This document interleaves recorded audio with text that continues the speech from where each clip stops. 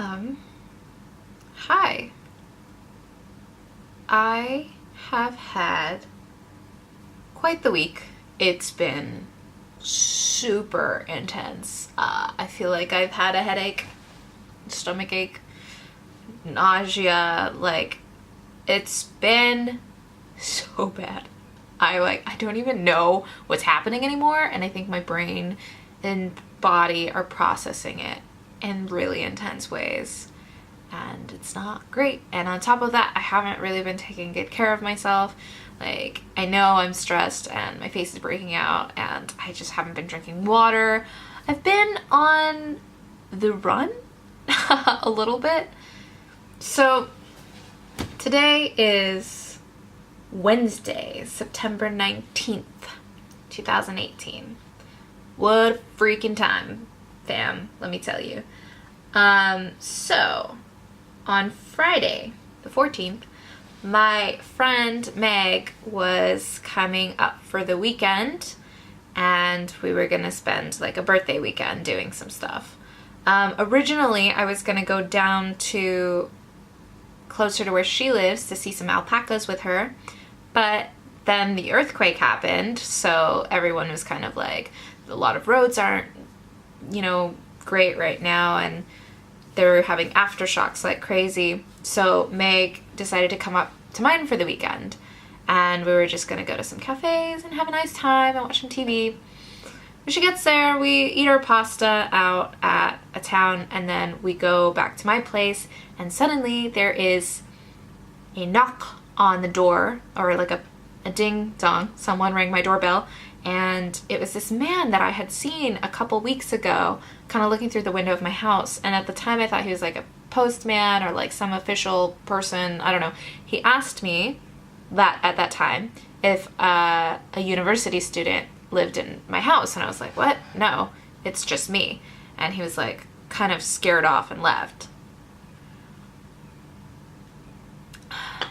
And then this night on Friday, he came to the door and asked again about a university student. So I was like, oh, it's that guy from before. And I was like, no, there's no university student. It's just me. And he was like, aren't you a university student? I was like, no, I'm a teacher. And he was like, oh, but where do you teach? I was like, in this town, I live here, I teach here. And he asked about my passport, my Zydio card. He asked about why I was in Japan, and then he said something weird about being married internationally to a Chinese person, I thought, and I was really confused. And so for a moment I thought he was talking about my friend Seiyu, who is a Chinese foreign exchange student, and he kept talking about this, but then I thought something was creepy because he was standing outside and I was in my Genkan, and then he came into the Genkan and closed the door. Japanese people never allow themselves in that, and so that kind of spooked me. And he was still talking to me, and his hands were behind his back, and I was like, oh my god, I've seen this movie, I know how it ends, I was so foolish, this is stupid.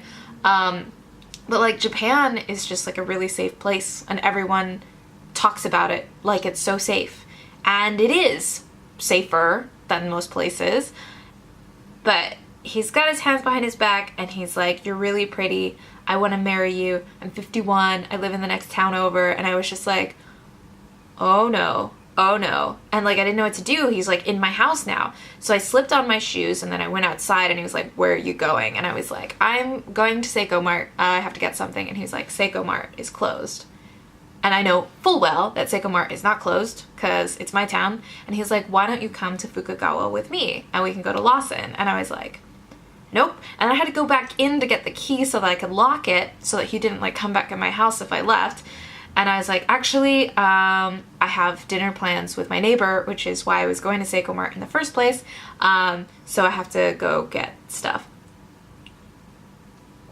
And he was like, oh, is that your friend? And I was like, yeah, my neighbors are my friends, and I'm going to dinner there. And he's like, oh, but miss, you're really pretty. And he tried to grab my hands, and I just backed up, and I was like, I don't understand what you're saying. I was just like, I don't only speak a little Japanese, I don't know what you're saying. He's like, I'm trying to tell you that you're pretty. And I was like, my brain was just like not really functioning at the moment, and I was just like, I don't know what you're saying, so if you want to talk to my neighbor, then you can explain yourself to her. And he was like, is she Japanese? And I was like, yes. And he was like, no, dame, muri, I can't do it. I can't talk to a Japanese person. And I was just like, oh my god. And then finally I was like, well, I'm going to dinner. And then I kind of backed away, and then he like booked it, and then he like got in the car and drove off. And apparently Meg thought I got kidnapped, but I like rang my neighbor's doorbell. I was like, "Tasukete!" And like they came over, and I was like typing furiously. I was like, there's this guy, and he said that he wanted to marry me, and he was like really creepy and smelly and old. And she took down like this whole statement of mine and called the police, and they had all of his information on file. And it was kind of just like a one-off spook. I was like, that's really weird, like that, you know, that all of this happened. But I thought it was over for some reason, even though I had seen him twice at that point. And the next day, like, we go out, we get pancakes, we spend the day out in other towns, and we come home and we're chilling. And then my neighbor was like, we'll tell you if we're at the door. We'll say it's us. And I was like, wouldn't it be funny if that guy just like came out of the darkness and was like, "Ne-san, kekkon shitai, I want to marry you, you're so pretty." And it fucking happened. Like, the doorbell rang again, and no one called themselves, said that was their name. And then I could hear him speaking through the door, but it was like kind of muffled. And then like, we're clearly home, we were just chatting and laughing, and the lights are on and you can kind of see through the curtains. And so I hear him walk off, and I was like, oh my god, I can't believe he came back. And then the doorbell rang again, and I had texted my neighbor the first time it happened. I called her the second time, and I was like, he's here, please call the cops. I can't, like, the paper that has all the information of like where I live and stuff is in the Genkan area, and I can't get up. So my neighbor called the cops, and she said she could see his car parked like further away from my house, and that he was like coming back and like looking, and he tried to open the door. He like pushed it open, but it was locked, so he couldn't get in. So I'm like freaking out. Finally, he's gone, and the cops come, and they're chatting with me, and they're like, let's get in our car because it's like cold outside. So me and my neighbor get into the car, and I'm giving them my statement. I'm telling them all this thing, and I'm like still on the lookout because I'm like, sorry, there's a really scary noise and I'm by myself. I'm still on the lookout for this guy, and I see someone in the rear view, and he's like backing up. He like sees that the cops are there, and he's backing up, and I can hear the cop go, oh, he's backing up. And I was like, it's him. So like we put on our seatbelts, and the cop starts driving, and the dude stops at a red light. And so the cops tell like his colleagues where to find him, and then asks him to pull over on like the intercom. And then like he pulls over, and he gets out, and it's the guy, it's him with his stupid smile. And I'm just like, me and my neighbor are hiding behind the chairs in the cop cars, and they were like, can you come out and confirm it's him? I was like, I can see from here, it's 100% him. Don't make me face him. I don't want to do this. And then they took him away, and I stayed at my neighbor's house again. And the next day we had to go into the police station to sign some things. I wanted to get like a restraining order, but they had me sign like a verbal warning thing. They're like, he's just like out and about now, he's free, and I know it's costly, but you should highly consider moving. And I was like, wait a minute. Wait, this is like a much bigger deal than I thought it was. Turns out stalker laws in Japan are like super hardcore, but he didn't actually do anything, I guess, enough to like put him away. It was like, if I get a restraining order and something happens again, then he goes to jail and gets fined and whatever. But he has a family. They're like, we're going to tell his family. We're going to tell his workplace. And I was like, so you're just going to shame him into not doing it again? Like, a normal person wouldn't have come back, so how is shaming gonna help? And the thing is, the cops told me he probably saw me in another town, recognizes my car, knows when I'm home, followed me home, and who knows how long he's been doing this, and like just worked up the courage to come back now. Like, it's super scary. And everyone was like, you should move. And I was like, I want to be with Seth. And Seth just got placed in Nagoya, and like, I have no desire to go to Nagoya, but I want to feel safe again. This place that felt safe, my home, it's gone now. And I like, every time I think about staying in that town, I just start crying. And my company was like, we can give you a new car, we can give you a new place, like new house that's close by, but you have to continue working in this town. And I was like, he knows where I work, he knows that I live alone, and like, even if even if I get a new car in a new place, it only takes like 2 seconds for him to see that it's me getting into a car, follow me home, and then I won't have my support system. I won't have my neighbor. So I was like, I can't. I break down every time it happens, every time they bring it up. I was like, I cannot live there. So they're like, well, let's move you to this city. And I was like, I want to live with my boyfriend.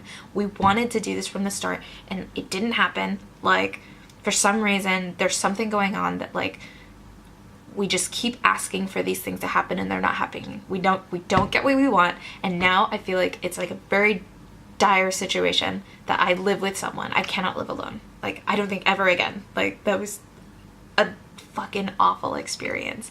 And I'm still spooked. And my board of education was like, please don't leave. Like, stay for the kids and stuff. And like, I really want to. And I'm like so scared, and my body's just been reacting in this way, and my head hurts, and I'm just gonna go. This is the end of this video. I just wanted to like talk about what's been happening, and it hasn't been great. So I'll just talk about it later, I guess. I think I'm moving though. I don't know where to yet, either Nagoya or Sapporo, but I'm leaving, and it's very sad. It's very sad. And someone from my board of education was like, you know, you're still on a journey. Please live your life to be happy and not to impress. So that's what I'm doing, I guess. I don't know. I don't feel great about it though. I don't know. I'm not leaving on my own terms, and I don't like that. So anyways, that's how my week went. Hope yours went better.